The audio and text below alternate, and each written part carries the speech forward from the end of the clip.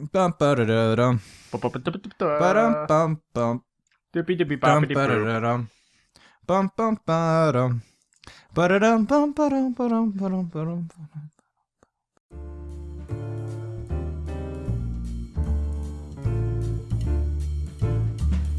This is Neighbors IRL, a weekly challenge podcast hosted by Eddie Singh and me, Daryl Lee. This week's challenge, Stretch.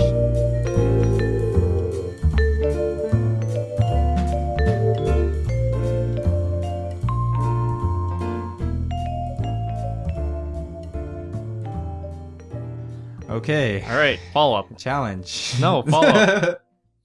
What is there to follow up on? Oh, God, last week. Okay, I listened to around 20 minutes of last week's episode, and man, we were really boring. It's okay, man. Maybe just last week we had a lull. I'll re-edit the episode and cut the entire thing out. Maybe we just won't post the episode. We'll just pretend that never happened. Oh, no. You sent me a very interesting thing over the weekend that was a comment to a Reddit thread, and I did not understand it at all. But if I did recall correctly, it had 5 abbreviations. Let me try to read it for you because you graciously linked it to me. So it's about the FCC. I'm guessing that's... I don't know what that is, but it says... Listen. It's the you just keep talking, and then I'll just comment as you go along. Okay. So the FCC is the Federal Communications Commission in the United States. Okay, great. So it says... So the comment is, make the FOIA request to the... Freedom of Information Act, so you can request government documents if it pertains to some sort of public knowledge. To the DHS.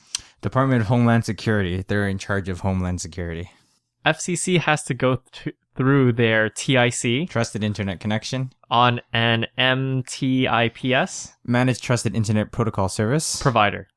Basically, a giant proxy that 100% has the records of his and every other compliant civilian federal agency browsing history. ... Their MTIPS provider will have all the records of their agency browsing history. The agency... to be FISMA. Please, it's called the FISMA. FISMA. The Federal Information Security Management Act. Will have records to internal and external web traffic. So there we go. The atrocity Listen, of awful you abbreviations. forgot the last 2 sentences. The rub. No one will want to go through the logs/records because of cost/expenses. ... Source: 20 years in federal IT. No, I was so shocked at how many abbreviations I had to go through. I forgot the message that it was giving me to begin with. All right. Basically, this message is saying, make a request to the government so that the government will, like different part of the government, will release the records of his browsing agency. And we're talking about the FCC chairman. His name is Ajit Pai. Nailed it. I don't know if you've ever seen or know anything about him, but did you watch the John Oliver bit about him last week? I did not. You had like one job, man. You had one job. Like, it wasn't even long. I got 20 through. minutes. I got through half the episode, man. Did you? I probably didn't get through to the part of the episode where we were talking about this. What do you know about the whole FCC debate in the States at the moment? Literally nothing. Tell me about it. Oh my God. All right, let's get started. Okay. There's a lot to explain. Let's, okay, I'm rolling up my sleeves here. So, with the new Trump administration and a new FCC chairman, basically the person in charge of the FCC, 2 things. FCC recently voted to deregulate the ISPs so that they can sell your browser history. A lot of people are mad about this. And now the FCC is trying to deregulate net neutrality. So basically remove Title II, which is a very specific type of regulation. And this will allow net neutrality to be basically dissolved in the United States. Title II is basically treating the internet as a common carrier. So just like the mailman isn't liable if he is basically the mailman can't prefer any one company's mail. So like he can't, like the mail service in the United States can't prefer Amazon compared to whatever. And same with electricity is also a common carrier. And because of these rules, then the utilities industry as a whole isn't liable for any law breaking that happens with their utilities. So the electricity company isn't liable if someone's growing pot in a state that isn't legal to grow pot, and the mail carriers aren't liable if someone delivers a bomb through their mail. Okay. So it's kind of a two-way street here where everything is treated equally in the utility, but they're not liable for anything for providing the service. And this is important for the internet because of a lot of reasons. So basically, this FCC is trying to deregulate all of this. In effect, to the end is to try to increase the profitability of the ISPs in the United States. Wow, that was more than 4 or 5 sentences. Also, listen, this is I had a cough. I wanted to cough for so long.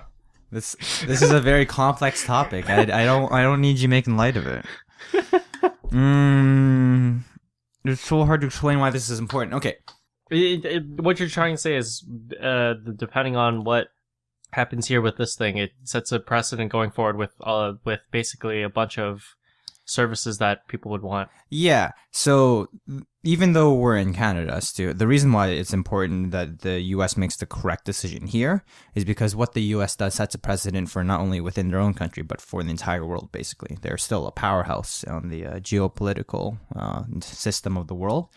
And the reason why this is important and why internet should be treated as a common carrier is that the internet's becoming more and more powerful and more useful for a variety of things.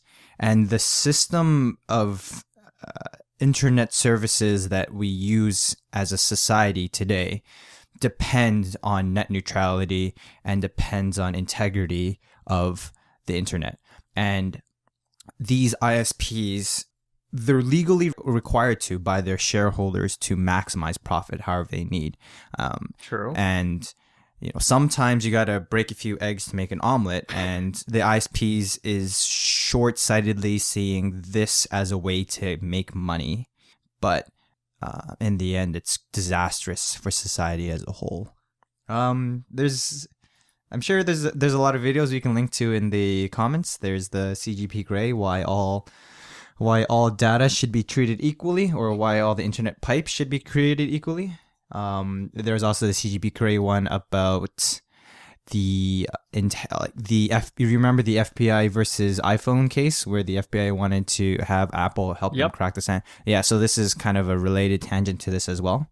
And I think that video highlights the importance of how much these internet communication devices are becoming more and more important to our lives, and how like any thread or any portion of the system can be destroyed or manipulated such that it will undermine the entire system.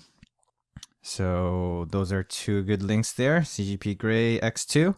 And then there's the John Oliver net neutrality ×2. So he did 2 of them. One last year, the FCC wanted to declassify the internet and destroy net neutrality last year, and he rallied the interwebs to actually have the ISPs categorized as Title II.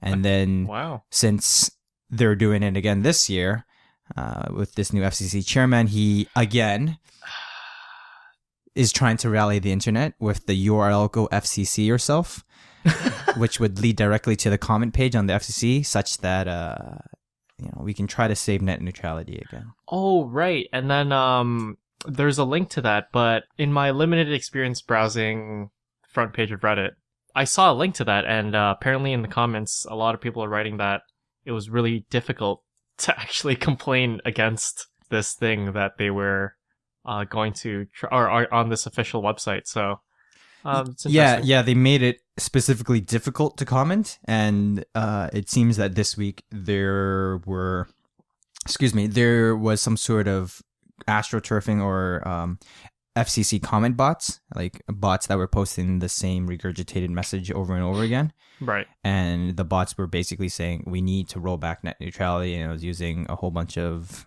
like flowery political language, like anti-Obama language, to try to sway people or like sway the public comments the other way. Yeah, it's an icky and complicated subject all around, and I'm really interested to see where this is going. It seems like the FCC wants to go one way, which is interesting because the FCC is the regulatory body for communications in the States. So they should be a nonpartisan, and they should be they shouldn't have an opinion of which way it should go. But this new FCC chairman, Ajit Pai, is a former Verizon. Wow. Yeah. No, here, let's see. Former Verizon Office of General Counsel for Verizon, yeah. Well, I guess we gotta throw a coup every single year. Yeah, it seems these ISPs don't want to give this up. They're gonna charge an arm and a leg. Famous Australian man once said, "You give an inch and you take a mile." Yeah, and it's interesting because they're legally required to maximize profits for their shareholders in any way possible, and much like Canada, that they've done that by like colluding with each other. It seems like what is colluding with each other to stay out of each other's territory. So, for example, you in like any given area in the United States or Canada, you don't really have much of a choice with more than one ISP. It seems like all of their communication plans and like packages all seem to cost the same. There seems to be a lot of conflict of interest between being an ISP and being a content creator as well, or like a TV network cable provider. Like one division of theirs is competing with another. Right. So I'm coming to believe more and more that companies and people who act in politics aren't really like 100% free agents in and of themselves. They're only acting in the most efficient way to seek the goals that they're legally required to. So for politicians, like just try to get reelected as much as possible, and for companies, try to maximize their profit. So I don't really see this as like ISPs being like inherently evil or purposely evil. They're just trying to maximize their goals, and they're screwing over a few people in the meantime. So I think this debate is good because there's no way you're going to be able to change the incentive structures for these companies. The only way to force them to change is to have people in a democratic way create new regulations that changes the incentives of people to act. No matter how much you're going to try, you're never really going to get humans to stop eating meat or stop eating sugar. Okay. You got to give them incentives or like substitutions of way for them to act, That makes a lot of sense. Go man-made meat. Anyways, I'll link all this in the show notes for people to read. Well, thank you, Daryl. I think it's really interesting. Not many people like personal finance. Not many people seem to care about this on first glance. But if you think about it a little further, a lot of banking is online nowadays. A lot of corporate communication is online nowadays. A lot of your data is on your phone nowadays, and the integrity of all these systems is, I think, what is going to be important to leap our civilization into the next step. Like, clearly, the internet age or the easy communication age has spurred all of these innovations and advances in human civilization in the past 10 years. And a lot of this is due to people acting in good faith with respect to a lot of these communication systems. Right. Now this good faith is being attacked, and I think it's the duty of people to stay vigilant about it and stay informed about it and have an informed opinion and realize why it's so important. Wow, I sound like a first world anarchist right now, but Well, okay. Let's take it a step back and let's talk about what the exact words sort of represent? Because I remember in a Hello Internet episode a long time ago, where where Gray and Brady were discussing about net neutrality, but apparently the companies want to go for net neutrality, and that phrase in itself sounds like it's what the people want, but that's not what the people want. Is that correct? What do you mean? Like how the ISPs are selling this? Yes. So the common carrier rules basically instilled for the internet says that you must treat all data equally. For example, you can't prefer the Netflix downloading speed compared to YouTube downloading speed.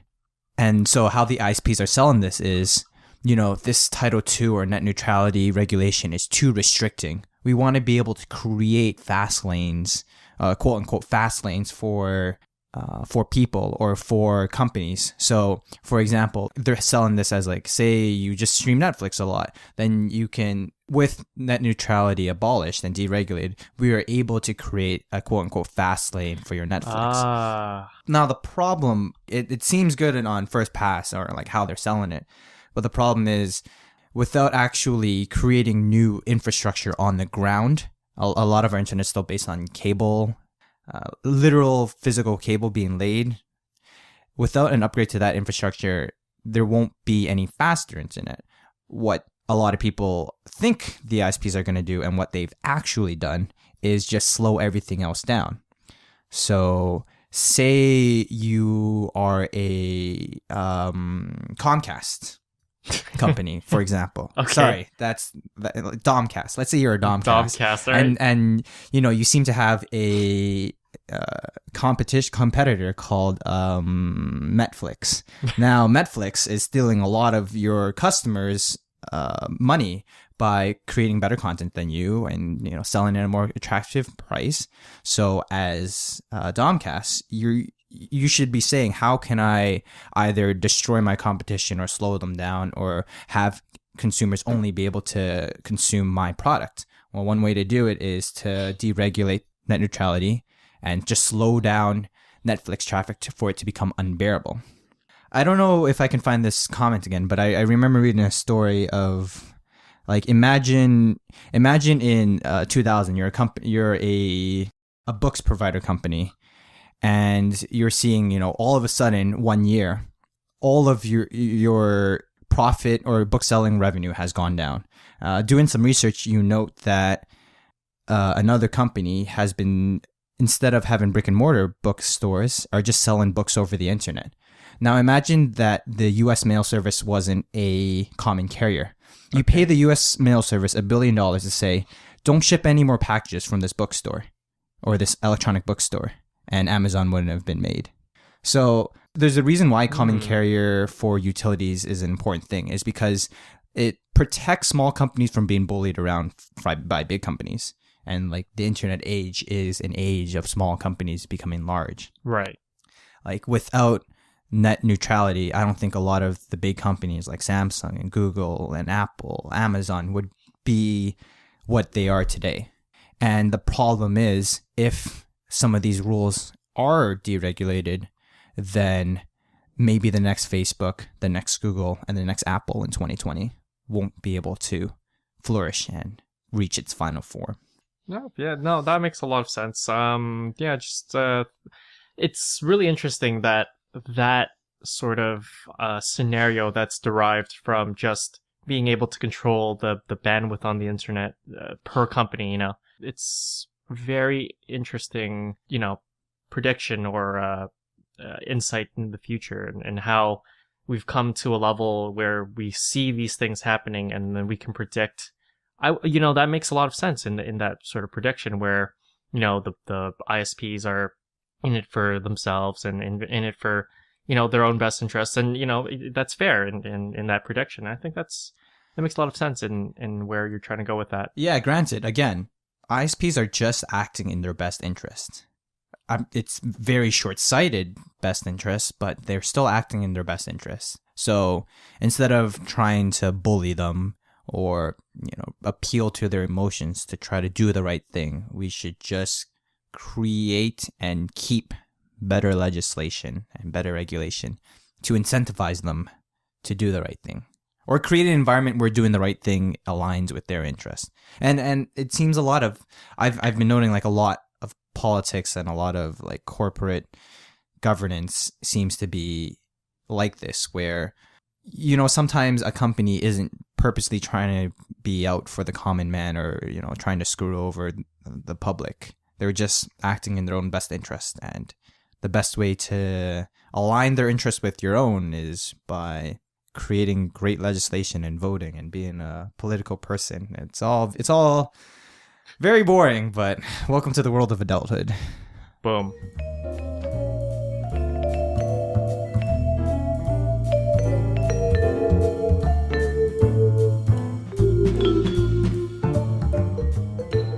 Okay, speaking about everyone in it for themselves, can Apple or Google or Samsung or just one company please just take over the world, and so we can just have one product universally across all the world? I don't need choices in my life anymore. I need one universal way to talk to people in a way that we would like to be received. Last time, or maybe not last time, but 3 or 4 episodes ago, or maybe it was last episode. Damn, but you Facebook we already me. solved this. No, listen, we discussed this. Wait, we did? Listen, your Facebook Messenger can receive and send out text messages now. SMS messages. Does SMS? What does SMS stand for? These atrocious abbreviations. Short messaging service. short messaging service messages. Okay, like look, listen, Eddie, you only YOLO once, all right? Okay, can Facebook just buy out WhatsApp and kill WhatsApp so it can be they already out? bought WhatsApp, right? Yeah, why isn't it dead yet? Because it's a superior product to their Messenger. Okay, then why isn't Messenger dead yet? Well, eventually, or hopefully, Messenger will be rebranded. It will be a skinned WhatsApp. Okay. So there's text messaging. So some people like to be texted. Mm-hmm. And then there's iMessaging, which is Wait, there's a difference between text messages and iMessage? It's iMessages is Apple's platform. It's clearly inferior. I don't have enough people who use it, so I just turn it off. Is it like BBM, BlackBerry messaging? Is that what BBM stands for? Yeah, I think so. We just gotta talk in TLAs for now. So, only 3-letter acronyms. Some people only use BBM. Some people only use WhatsApp. Some people only use SMS. Yeah, and so basically for each person, I have to try to figure out how they would like to be communicated and which messaging app they would like to be communicated. Some people even still use Skype, Discord. Like some people still use emails. Wait, you can Skype message on the phone? I guess you can. That seems like a really inefficient way. Ever since Microsoft bought Skype, it's just been nothing but sadness. Also Discord came out and basically killed a lot of Skype. People who actually use Skype. Well, for gamers at least, I think. I don't think most people know what Discord is. Anyways, so What about Twitch, man? You can use Twitch. Twitch Messenger? Ugh. I heard Twitch is literally AIDS, autoimmunodeficiency syndrome. And I guess you could message people on LinkedIn. So oh no, it's acquired immune deficiency syndrome. Anyways, please tell me about what is your solution to this problem. Okay, listen, we just need we just need to support one company, and then we need to write. No, you can't, man, Eddie. Heartfelt letters to this company Eddie, listen, to take over the world. Eddie, this is what we were talking about. You gotta let the free market have its hands. You gotta let competition flourish and have people create more innovative messenger apps. Listen, is it wrong that I just want one company to own every commodity ever available in life? I think Google might fill that void in 50 years or so. But listen, I'm sure there's some sort of messaging curator or messaging aggregate application. I'm interested. All right, let's do this. Message aggregator app. Let's go. Friends, here we go. A free messaging app for Slack, Messenger, WhatsApp, Telegram, Skype, WeChat, HipChat, Chatwork, Flowdeck, Hangout, GroupMe, Rocket Chat, Mastermost, Grape, Gitter. Oh, is this like GitHub? I don't know. Okay, wait. Tweetbot, DingTalk, Steam Chat, Discord. This sounds like the service for you. Look at that. Meet Franz. Okay, but who is Franz? Listen, Eddie. Franz is a free messaging app / former emperor of Australia and combines chat messaging services into one application. sounds like it's for you. Oh, you can only get it on Windows. Okay, yeah, but will it fuck me? I don't wanna be Probably. You got to read the terms of services. Well, and you can only use it on desktop too. So Okay, that's an aggregator, but see, that's the thing, right? You're sending all this information to some third-party company. It's just gathering all this, like, how do I know this company has the privacy and security ideals of my favorite company? No, that's no good. I just need Facebook to just obtain nuclear weapons. okay, hold up. You trust you don't trust the privacy of France, but you trust the privacy intents of Facebook. Listen, Facebook literally. Facebook. Why do we need internet security? We can just have nuclear weapons in real life. Just, I mean, where our podcast is called NeighboursIRL. Why can't Facebook just be called Nuclear Weapons IRL? Just no, man. Just use Friends. Call it a day. Friends? Except you can only use it Friends iOS. No, wait, no. What is frigging Friends alternative to iPhone? Here we go. Trillion. Just use Trillion, man. What? Dude, I'm just Trillion? Googling this. Yeah, alternative to Friends for iPhone. There's also IMO, in my honest opinion. Or in my opinion. IMO. Or IM Plus. It even has Yahoo integration. And when was the last time you used Yahoo as a messaging platform? Ever since they got hacked twice in the past 2 years. Yeah, this is why internet security is important, people. You don't need internet security when you're all on the same internet, because the same company owns the ISP, the same company owns the grocery stores, and the same company owns the minefields and then the cotton fields and all the factories, and you just get one happy family. Hello, Amazon. Sorry if I ever said anything bad about you and your services. I really love Audible, especially the Great Listen Guarantee. Use offer code NEIGHBORS for 15% off your next Overlord.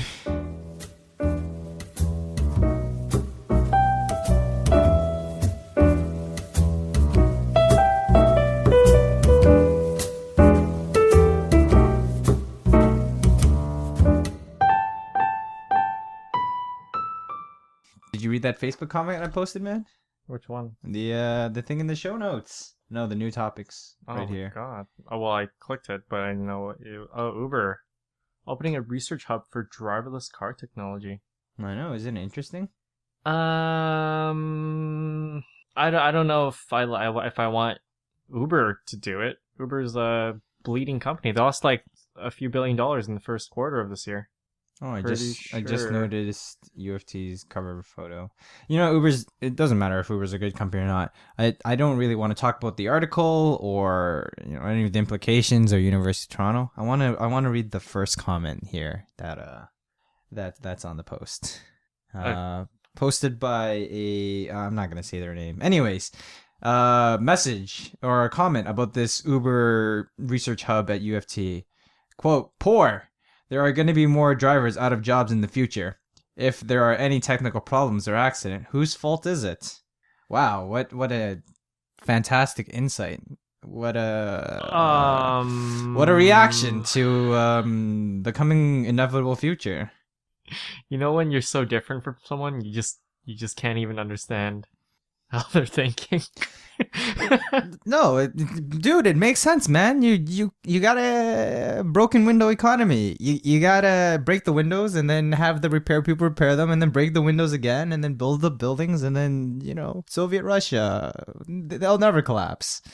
Actually, you know what? This person's right. We just need one company to own all the self-driving cars, who also incidentally owns all the grocery stores, who also employ all the people to fix all these self-driving cars. See, like, there's no problem because it's all from the same company. I think you would have enjoyed 1980 Soviet Russia. or any sort of sci-fi movie, like a Star Trek, where everything is solved because there's no more money. Yeah, but, you know, this... I understand this sort of... well, I don't really understand it, but I can empathize with this sort of thinking here. And, you know, I guess people are just afraid of change, man. And, man, Eddie, when we're 50, this is going to be us. Or 40. 40's the new 50. 50 is the new 30. Black's the new white. Okay. But no, listen. This is change, man. Change is difficult. Change is too hard to deal with. Driver's going to be out of the job in the future. Technical accidents. Whose fault is it going to be? The programmers, Eddie? I mean, on a scale from 0 to 5, how much do you enjoy taking taxis right now? Terrible. No, I don't enjoy taxis. No, Yeah. but like the article's about not Uber versus taxis. Like that debate's over. Uber won by a mile. No, well, it's about driverless cars now. Yeah, well, this person's clearly sympathizing of the drivers who are out of jobs. We're all gonna be out of jobs soon, Eddie. I'm ready to accept our Google Apple overlord, man. When Google and Apple merges in 2031, Jack Bauer can't save the world this time. I fully accept VR or not VR. Look, VR. a couple comments down. Driverless vehicles sounds like a disaster in the making. Wow, more Canadians out of work. Real nice. Let me guess. The politicians still get paid. Ooh. This isn't a sole person's opinion. It seems a lot of people are of this way of thinking. Well, I don't think these are people who are posting on U of T, man. The most educated people in Toronto. U of T is the best university, right? /S. I really had to add that one in. I didn't know whether or not people would be able to tell. You had a real serious tone there. You almost fooled me. But okay, here. I don't understand in what capacity do people think drivers add like tremendous value to our society. If we could produce an alternative that's safer, that statistically is safer in the future, I'm not sure why they would why they think that drivers create so much value in their time. Listen, Eddie, there's a technical problem. Your baby child's in the backseat of a Uber driverless car, and it crashes into the highway or crashes into a TDC streetcar. The driverless streetcars now. Whose fault is it? I wouldn't be able to tell you, but all I know is if we can get all the drunk drivers off the road and all the impaired drivers and people that text while driving and they could take naps while in their driverless cars, you know. Oh man, I can't wait for overnight trips in my driverless car. You just wake up and you're halfway across Canada. Yeah, that's gonna be great. So, I mean, whose fault is it, Eddie? Though I don't know, man. Stop it, Daryl. All right, listen. Let me rephrase or change out some of the words in the sentence. I thought this was real interesting. I had this thought when I read this comment right away. It's like, okay, let's rephrase this. An article is posted. It's the 1980s or whatever. It's the 1980s. Someone's posting on the Toronto Star. There's a Toronto Star comment section for some reason in this hypothetical universe. Okay, poor exclamation mark. There's going to be more elevator operators out of a job. What happens if there's a technical problem with the elevator? Whose fault is it? We need them elevator operators in the elevator, Eddie. It's going to be a disaster. What if someone's hands get chopped up? Whose fault is it if there's no elevator operator? I'm not sure what you're trying to entice me with by changing the words. Okay, you express. Listen, do you find it weird that no one operates elevators anymore? People used to operate elevators manually? Oh, okay. I thought you were referring to elevator technicians. I was like, that makes total sense. I mean, elevator operators, man. Elevator technicians make total sense, but elevator operators, nah. I think it's gonna be normal. There's not gonna be any more drivers soon, which is it's gonna be a big problem though. You know, the number one industry in the United States is transportation. The world revolves around amazing amounts of people and man hours. And woman hours. Wow, 2017 into transportation. It's just imagine if all those hours could go towards a better cause. For example, what if we took half? Okay, let's be minimalist. Let's say we took 30% of all the amount of hours we spent in the last year in transportation and just did charity work with all those man hours. Would the world be a better place? Certainly. Probably not, man. Charity's Well, I pretty mean, awful system currently. You if need to change the incentives, man. Seize the means of production. well, I'm not talking about the money. I'm talking about the hours. So Mm. it's a Well, little different. I don't think the world can survive on a charity-based economy. Universal income, man. I can't wait for my universal basic income. It's pretty sweet to get money for no reason. Universal basic income? Yeah. Explain. What? Really? Okay, listen. The thinking is, eventually, at some point in the world, 100% of the human population was involved in the creation of food. Now it's in developed nations is barely 1%. It's less than 1%. Okay. So, if these trends continue along that line, eventually not only food, but there probably won't be any real jobs that machines aren't able to do. So there's going to be large portions and large swaths of the population, including you and me, Eddie, who will be out of a job. How does one live in a society without a job and without money? So this is where the government comes in and just gives everyone, it's kind of like welfare plus. And everyone gets a universal basic income. So no matter what, no matter who you are, you will receive enough money to live and enjoy a comfortable life because society is so great at that point, and there's plentiful harvests everywhere. The milk and honey is overflowing, whatever. Is the end state of the world communism? Some may argue yes. We'll see. It'll be interesting. It'll be an interesting couple of years. Good thing I listened to the Communist Manifesto on Audible every time. Was there actually is this a bit you're doing right now? Yeah. I don't know whether or not the Communist Manifesto is a thing. Me neither. Don't worry. Anyways, I'll include a link in the show note. There's a lot of interesting ways to do it, but I think eventually it will be a thing. That's good. I can't wait to rake in that universal income while I hail my driverless Uber ride that I share with 10 other people. So the Uber driverless bus comes and takes me around because we're in the end state communist society, or we're all in VR headsets and we're dreaming of this the whole time. But then your VR headset breaks, and now you can't enjoy your life. Whose fault is it, Eddie? Whose fault is it?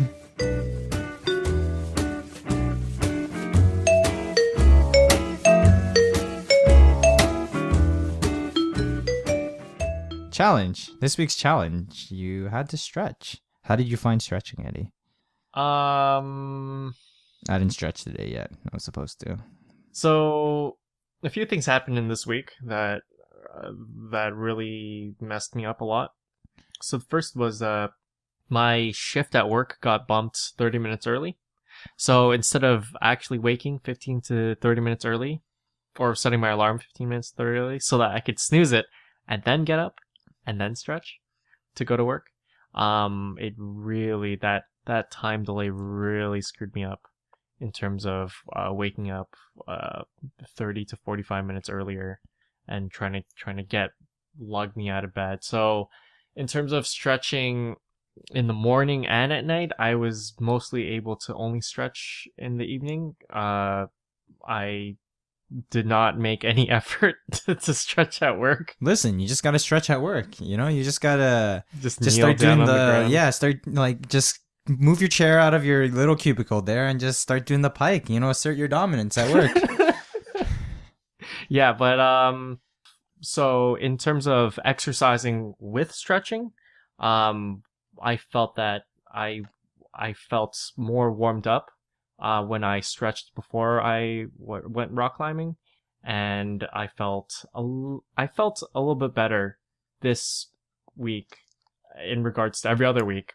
So when you're doing rock climbing, you got a lot of tight muscles in places where it normally would not be. I guess your like calves and your forearms and that sort of stuff. So that the stretching routine that you gave me from that app was pretty good in guiding me and giving me a solid sort of foundation into, hey, just do this. I'm like, okay, good. I don't have to think about it. Just all I have to do is just follow it. And that was all right.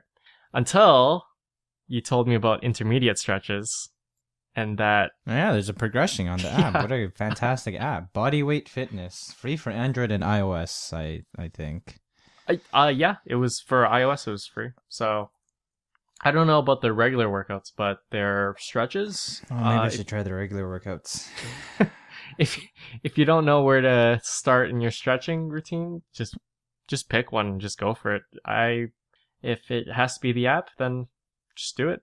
Did you like the starting stretch routine more or the molding mobility? I love these names. Oh, sorry, it's starting stretching. I like the stretching one because it was hitting the bigger muscles that I think I needed more. The mobility one, it was not as enjoyable. It was okay. I thought it took the recommended set and the timings to do that one was a little high. So when I tried it the first time, I was like, wow, the molding one combined with the stretching one took a crazy long amount of time. And I was like, I don't know if I want to commit to doing the full repage every single time. What'd you think? Yeah, it was good, man. I actually enjoyed the stretches. Did you find your mobility improved over the week?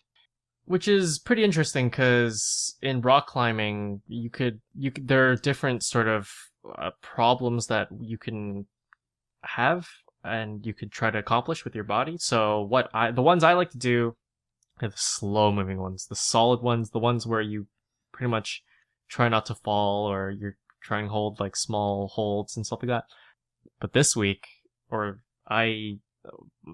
maybe it was due to the stretching, maybe I'm a little crazy, but I ended up doing a climb that I did not think I would ever do, which involved dynamically running across a rock, sort of leaping and jumping and trying to catch a different rock. And this, I would never think in a million years I would do it, but maybe it was the stretching, maybe it was the mobility. I felt pretty good about it. So, but did you find yourself being? Can you do the splits now, Eddie? I guess is what I'm trying to ask. No, Can't do the splits yet? God, no, man. How about you? Can you do the splits? Well, I used to have a really difficult time touching my toe, and then who knew? A week of stretching, and now I can touch my toes really easily. Wow, that posterior chain mobility, super important. Wow, I know. How much time did you spend on the stretching portion?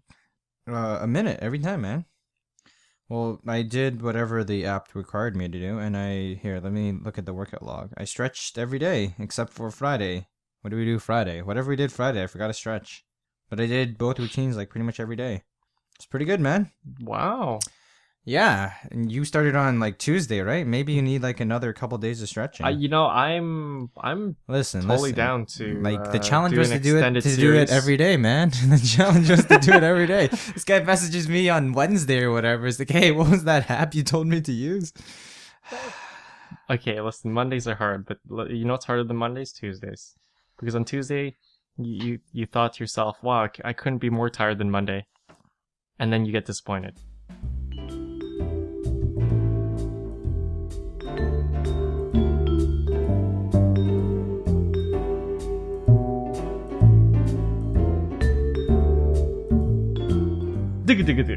Challenge. So listening to last week's episode, or at least half of last week's episode, I realized that I was really, really boring in that episode.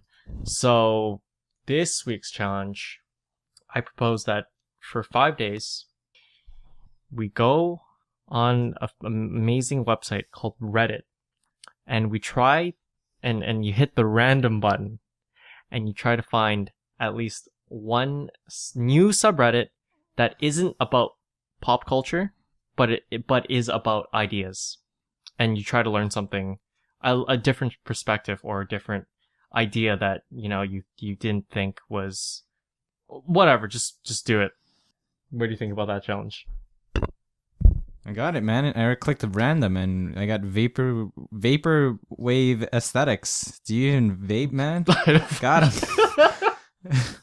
Anyway, so listen, this challenge just sounds like like a regular week, man. I do this all. I'm always on Reddit. Okay, but Reddit's the superior form of getting information in your life. The difference between wasting your time. The difference between what you normally do and this challenge is that if you're gonna have to write what you found down. So do this for 5 days, and I don't know, just What, do I have to write 500 words, man? Is this an essay? no, you just got to write just whatever you learned down, man. Just learn some new perspectives or ideas, not pop culture. Define Subreddits pop about culture. Is Trump pop culture? well, there's a lot of Reddits about shows. There's a lot of Reddits about media. There's a lot of subreddits about yeah, just don't do those. Just stay and yeah. So, Dude, BigCatGifs nailed it. It's gifs about big cats. Is it gifs or gifs? The internal debate. are we man. having a holy war right now? Look, this tiger massage specialist. Dude, this website's awesome. Why haven't I learned about this before? I'm gonna post it on the show notes. Okay. Big cats, man. Yeah, okay. I'll write you an essay, Eddie. And then we Do can it. discuss what we learned. Yes. Let us go in peace. Amen.